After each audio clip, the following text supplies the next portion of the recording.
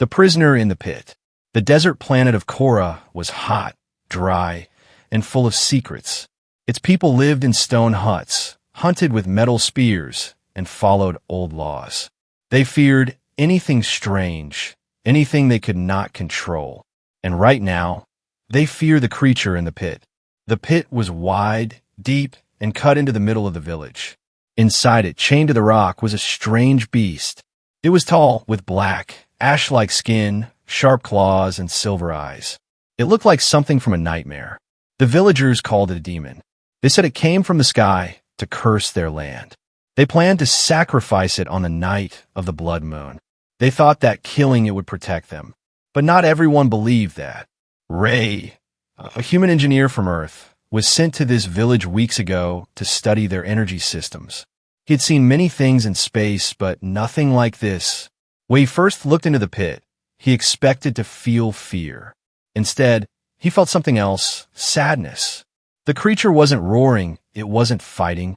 It was sitting quietly, breathing slowly, hurt. It looked tired, and more than that, it looked alone. Ray watched from a distance, not saying anything. He heard the villagers laugh and throw rocks at the beast. He saw children run away screaming. He saw guards keeping watch with guns ready. But the creature never attacked. It just looked up at the stars like it was waiting for something. At night, Ray sat in his small tent, thinking. He couldn't sleep. The image of those silver eyes stayed in his mind. He remembered the stories of how the creature was found, crashed in a ship, bleeding, scared. The villagers dragged it here, chained it, and decided it was evil. But no one ever tried to understand it. The next night, Ray made a choice. He packed some food, simple protein bars and water, and waited for the guards to change shifts. Then he walked quietly to the edge of the pit. He looked around, then climbed down slowly, holding onto the wall. The creature raised its head, growled, and its eyes glowed. Ray stopped, held up his hands, and spoke softly. "I'm not here to hurt you," he said. "I brought food." The creature didn't move. Ray unwrapped the bar, broke it in half, and placed it on the ground between them. Then he stepped back. Slowly, the creature crawled forward, sniffed it, and took a bite. Then it looked at Ray, confused. Ray smiled. "I'm Ray," he said. "What's your name?" Of course, the creature didn't answer, but didn't attack either. It just watched him blinking slowly. Then it made a sound, not a growl, but something softer like a question. Ray didn't understand it, but he nodded. He placed a water bottle on the ground. The creature drank, careful and slow, like it hadn't had water in days. Ray stayed there for a while, saying nothing. Then he climbed out of the pit and returned to his tent. His heart was racing, but not from fear, from hope. The next night, he came back. This time, the creature came forward without growling. Ray gave him more food, more water. He sat nearby and talked, even if the creature didn't understand.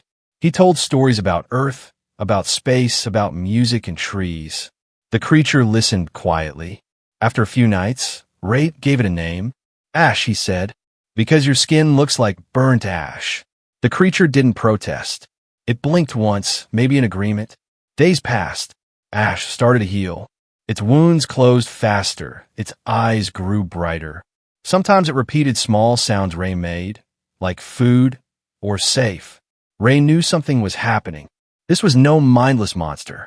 Ash could think, learn, understand. But danger was coming. One night, while Ray was in the pit, feeding Ash, he heard something. A voice, sharp and cold. "What do you think you're doing?" Ray turned, shocked. A soldier stood above him, holding a light. In his other hand was a radio. "I found a traitor," the soldier said. "He's feeding the beast." Ash growled low, stepping between Ray and the soldier.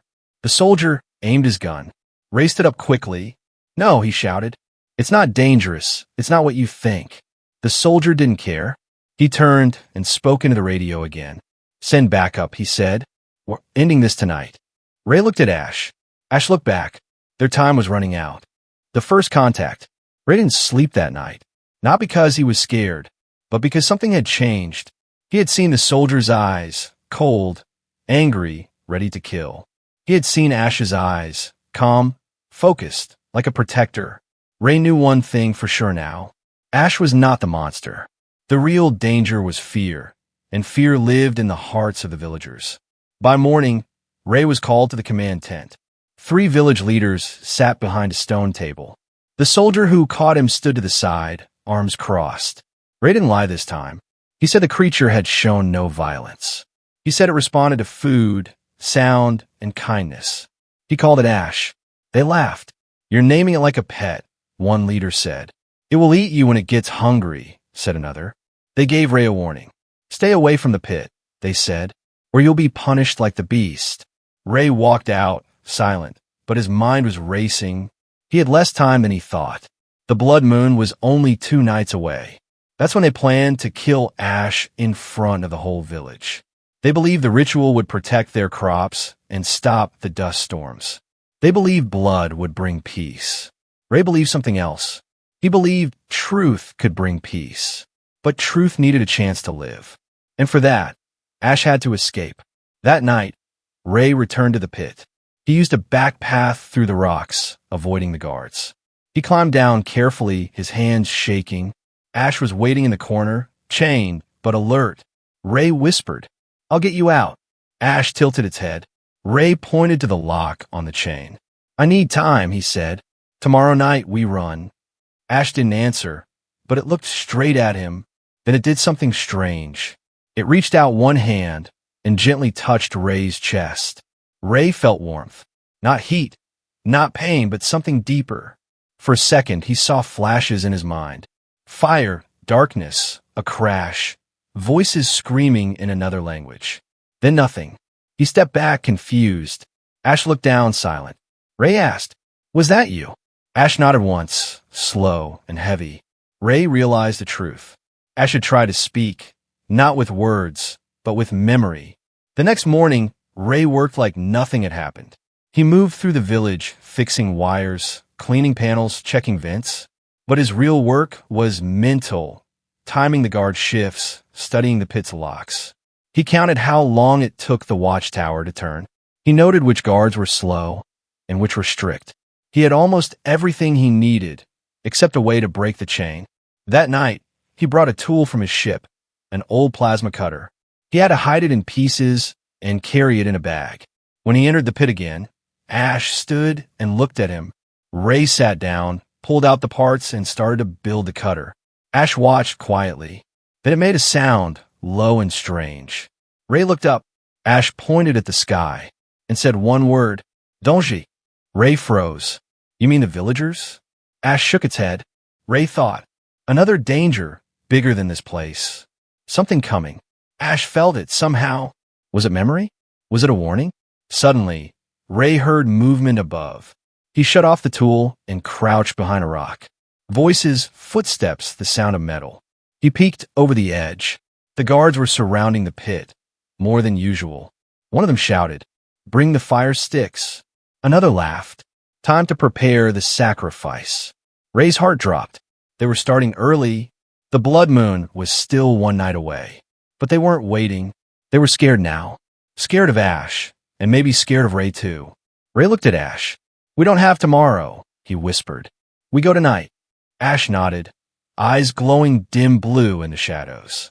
Ray picked up the cutter and started working fast. The metal sizzled, the lock began to melt.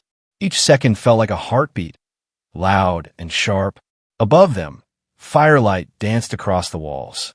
The villagers were singing now, a dark chant, deep and old. Then, snap, the chain broke. Ash was free. It stood tall for the first time, stretching, silent, powerful. Ray backed up, shocked at how big it really was. Ash looked at him, then at the sky. It gave a quiet growl, not of anger, but of purpose. Ray climbed quickly out of the pit. Ash followed, light on its feet despite its size. But as soon as they reached the edge, they saw a wall of villagers waiting, torches burning, weapons raised. Ray stepped forward. "Stop," he shouted. "This creature is not your enemy." But they didn't listen. One of them threw a spear. Ash caught it midair, snapped it in two, but didn't attack. It only stepped in front of Ray, protecting him. Then the sky changed. The stars faded. A shadow passed over the moon. A red light covered the land. The blood moon had arrived. But it wasn't alone. From above, a roar echoed across the valley. Not from Ash, but from something else, something bigger. Ray looked up and saw a shape falling from the sky. The escape plan. The sky cracked open like a torn blanket. Flames burned across the stars. A second beast was falling from orbit, huge, heavy, and loud. It looked like a comet at first, until the wings spread. Mechanical wings, sharp like blades. The villagers screamed and ran. Their fear of Ash was forgotten in an instant. Now, something worse had come. Ray pulled Ash into the shadows near the pit. The two of them crouched behind broken stone. Above, the flying monster landed outside the village walls. The ground shook. Its metal legs slammed into the sand. Its eyes glowed red like fire. It stood twice as tall as Ash. And it didn't roar. It hummed. A machine but alive. Ray stared at it and whispered, "That's not from this planet." Ash didn't answer. Its body was tense. It knew this thing. It remembered. The villagers grabbed weapons and ran toward the gate. But the machine beast fired a shockwave from its chest. The blast tore the gates apart. Bodies flew through the air like broken toys. The leaders shouted for order. But the fear was louder than their voices. People scattered in every direction. Ray grabbed Ash's arm. "We have to leave now." Ash nodded. Together they ran through the village, sticking to walls and shadows. Ray knew the layout well. He had mapped it, memorized every tunnel, every hidden path. They moved fast, past burning huts and screaming voices. Ash kept glancing at the sky, as if more were coming. Ray looked back once. The machine beast was stepping over bodies, scanning. Its head turned slightly. Then it started walking, not toward the villagers, toward them. Ray cursed under his breath. "It's tracking you." Ash growled low, then stopped. It placed one hand on the dirt, closed its eyes. For a second, the ground trembled. Ray felt something like pressure in the air. Ash opened its eyes and stood. "Now," it said, just one word, but it made Ray freeze. It was the first time Ash spoke clearly. Not a sound, not a growl. A word in human voice. Ray didn't question it. They kept running. At the edge of the village was an old canyon. Ray had repaired a lift system there weeks ago. It wasn't fast, but it went deep underground. He led Ash there, jumped inside, and started the controls. The lift groaned to life, sinking into the rock. As they dropped into darkness, Ray finally spoke. "That thing, it's here for you, isn't it?" Ash didn't answer, but the silence was enough. Ray looked up. The stars were disappearing behind smoke and fire. The sound of metal claws scraping stone echoed above them. But the lift kept going. They reached the bottom. The tunnel was long and quiet. Ray had stored supplies here, tools, lights, old tech. He handed Ash a piece of armor. "It won't fit perfectly," he said, "but it's better than nothing." Ash took it, examined it like it was a memory, then put on. Ray turned on a map screen. "This is where we are," he pointed. "There's an old mining exit 2 kilometers east. We take that, then disappear into the mountains. No one will find us." But Ash shook its head. It pointed at the screen, then drew a circle with its finger. Ray stared, confused. "You're saying it's a signal?" Ash nodded. Ray understood. The machine wasn't just chasing, it was called. Something, somewhere, sent a signal. And Ash had followed it here. Or worse, escaped from it. Ray looked at the wall and punched it. "This wasn't random," he said. "They knew you were alive." Ash lowered its head, then did something Ray didn't expect. It opened its mouth and began to hum. Not a roar, not a sound of pain. A low, strange melody. The walls seemed to respond. Lights flickered, the ground vibrated softly. Ray watched in awe.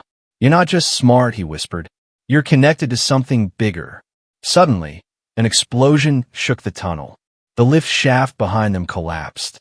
Flames shot down from above. Ray grabbed Ash and ran through the eastern path. The tunnel behind them burned. The enemy was close. They reached the mining exit, forced the gate open, and stepped out into the cold night. Ash looked up at the stars, its eyes glowing blue again.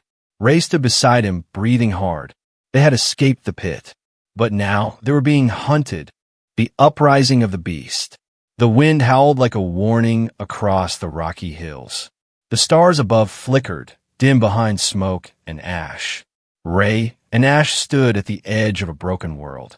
Behind them, the village was burning. Ahead of them, silence. But deep in the shadows, something was moving. Ray dropped to one knee, gasping for breath. His hands were shaking, his clothes torn. Ash stood tall beside him, armor scratched, skin glowing faint blue. The beast looked calm, but inside, something was changing. Something ancient, something powerful. It had protected Ray. Now it was ready to protect more. A sudden scream echoed from behind. Not from the sky, not from a machine, from the village. Ray turned, eyes wide. The villagers, he whispered, they're still alive. Ash gave one sharp nod. It turned around, and without a word, ran back toward the fire. Ray followed, heart pounding. This was madness. They had just escaped, but they were going back, because leaving innocent people to die wasn't human. And Ash had learned that from Ray. They moved fast through the canyon, over rocks and broken ground. When they reached the edge of the village, they stopped and stared. The machine beast had broken through the temple walls. It stood in the center square, surrounded by flames. Villagers screamed and hid in corners. Some tried to fight, but their weapons were useless. Ray saw a child crying behind a wall. Ash saw it too. Without hesitation, Ash charged forward, a blur of black and silver through the smoke. It slammed into the machine's leg, knocking it off balance. Metal sparked, circuits screamed. The villagers froze, watching in shock. Ray ran toward the child, scooped her up, and pulled her to safety. Then he looked back. Ash and the machine were locked in combat. Claws against metal, roars against silence. Ash was faster, smarter, but the machine was built for war. It fired a plasma shot. Ash dodged barely. It swung a blade. Ash blocked it with its arm, but blood spilled. Ash was hurt. Ray grabbed a broken spear and threw it at the machine. It bounced off uselessly, but it gave Ash an opening. Ash leaped, grabbed the machine's head, and slammed it into the ground. The beast sparked, its red eyes flickering. Ash roared, a deep sound that shook the air. But just as it raised its claws for the final strike, something changed. The machine's chest opened. A pulse of light hit Ash directly. The beast froze in midair, twitching. It dropped to one knee, gasping. Ray screamed, "No!" He ran toward them, heart pounding. The machine was charging another blast. Ray didn't think, he acted. He leapt onto the machine's back, ripped open a panel, and slammed his fist into the circuits. Sparks flew. The machine screeched. Ash stood up, eyes blazing white. It grabbed the machine's head, and with a final roar, tore it off. The body collapsed, still burning. Silence fell over the village. Smoke drifted across the square. The villagers slowly stepped out of hiding. They stared at Ash, not with fear, but with wonder. This creature, this monster, had saved them. One of the elders walked forward and dropped his weapon. He knelt head bowed. Others followed. Ash didn't speak. It only turned to Ray and placed a hand on his shoulder. Ray looked around, breathing heavy. He didn't feel like a hero, but maybe kindness had done what fear never could. It had opened eyes. It had changed something, but the peace didn't last. From deep in the ruins, a strange light flickered. Ray stepped forward. Ash followed. They found a control box, half buried in rubble. It was still active, blinking. Ray bent down and read the alien symbols. Then his face went pale. This was a tracker, he said. It sent a signal before the beast arrived. Ash looked at him, serious. Ray stood up slowly. This wasn't a random attack. They were hunting you. Ash nodded once. The villagers behind them whispered. Ray turned to them. "We have to leave," he said. "There might be more coming." The elder stepped forward. "Where will you go?" Ray looked at the stars. "Where they can't find him, and where we can find the truth." Ash and Ray stood side by side. The villagers watched as the two walked toward the mountains. One man, one beast. bound by a simple act of kindness. But far away, in a cold, dark part of space, a signal had been received. A voice answered. They fed the beast. Send the others. Enemies in the sky. Ash had never seen snow before. It fell softly across the dark cliffs, silent and cold. Each flake melted on his skin with a faint hiss. Ray walked ahead, his coat wrapped tight, breathing heavy in the thin mountain air. Behind them, smoke still rose from the village. But up here, the world felt quiet, almost peaceful. Almost. They had been walking for 3 days. No machines, no signals, no voices. Ray kept checking the skies. Ash kept listening to the ground. Neither spoke much, but the silence between them was full of understanding. At the edge of the ridge, Ray stopped. Below them was an old outpost, hidden between frozen rocks. A mining station, long abandoned. Solar panels broken. Comms tower half buried in snow. It looked dead, but Ray smiled. This is where we start, he said.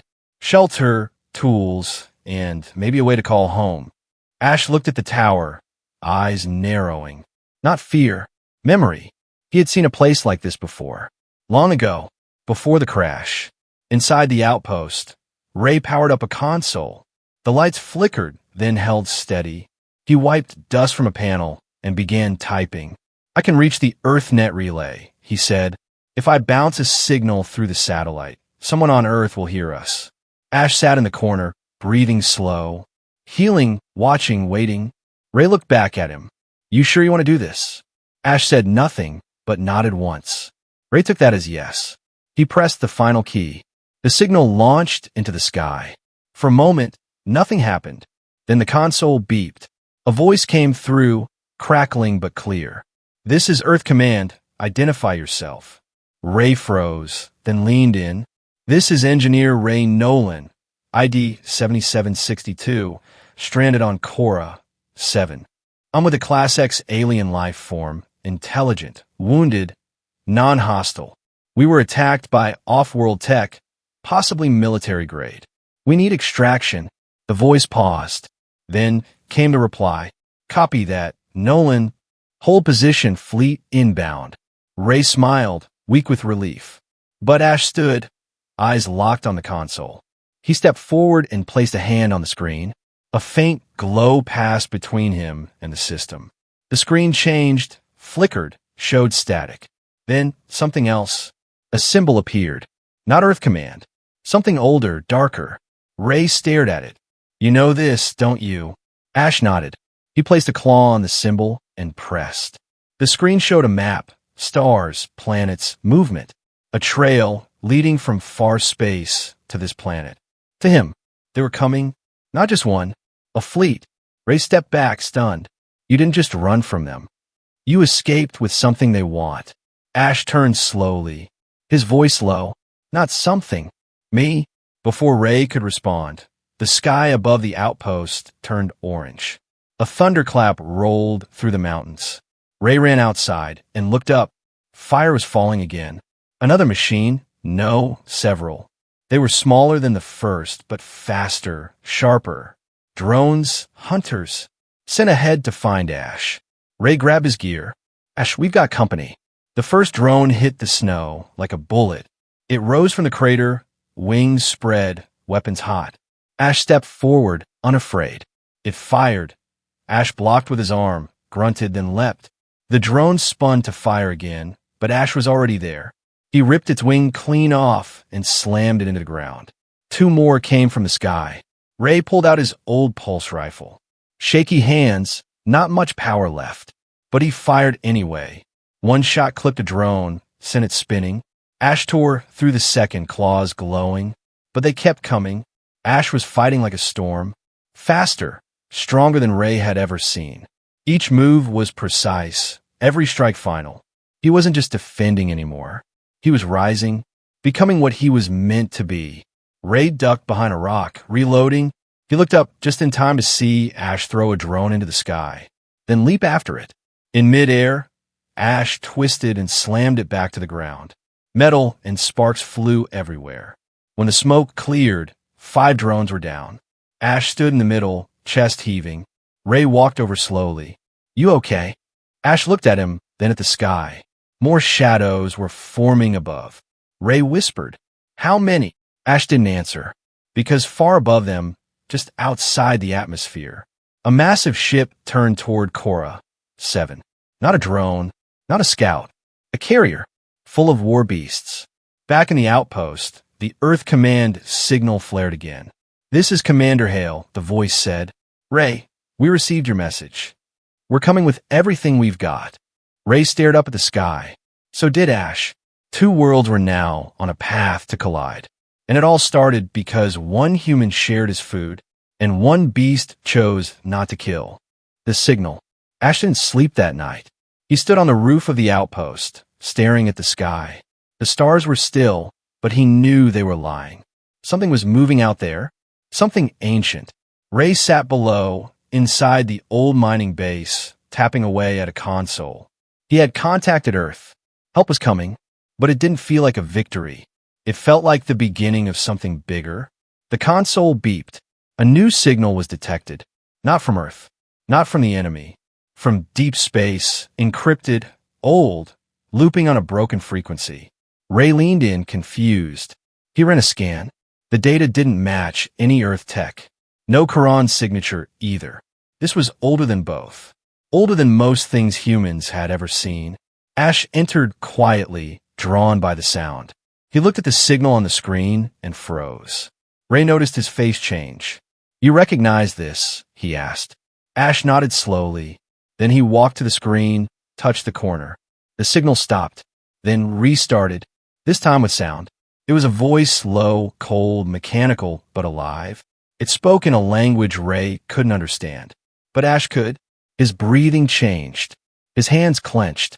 Ray stepped closer. What's it saying? Ash looked at him and answered. It's not a warning. It's a call. Ray felt his stomach twist. A call to who? Ash turned his eyes toward the roof, toward the sky, to the others. Ray didn't ask what that meant. He already knew. The drones, the carrier, the first war beast. They weren't just hunting Ash. They were trying to bring him back. Because once a long time ago, he was one of them. Ash sat on the ground, head low. He spoke slowly. I was created, not born, built for war. But something broke inside me. I saw a planet burn, and I couldn't continue. Ray knelt beside him. So you ran? Ash nodded. I ran because I wanted to feel. Then you fed me, and I remembered what kindness was. The silence between them said more than any words. Ray stood, pulled up a star map on the console. We can't outrun them forever, he said, but we can be ready. He started building a firewall in the comm system. If more signals came, they would be blocked or delayed. But just as he began typing, a new alert flashed across the screen. Incoming ship, fast, heavy military class. Ray stared, then smiled. It's Earth. Minutes later, a black transport landed near the outpost. Dust blew in every direction. The doors opened, and 10 armored soldiers stepped out. Ray walked forward, raising his hands. I'm Ray Nolan, he said. You got my signal. A tall woman stepped ahead, visor down. She removed her helmet and nodded. Commander Hale, she said. You've made a lot of noise, Nolan. We picked up enemy activity in 5 systems, all of them pointing back here. Ray gestured to Ash, who stood behind him silently. This is the reason why. He's not the threat. He's the target.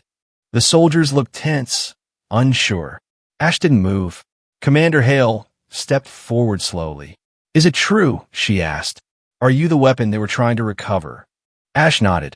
But I won't go back. Hale looked at Ray. You trust him? With my life? Ray said without thinking. The commander turned to her squad. Stand down, she ordered.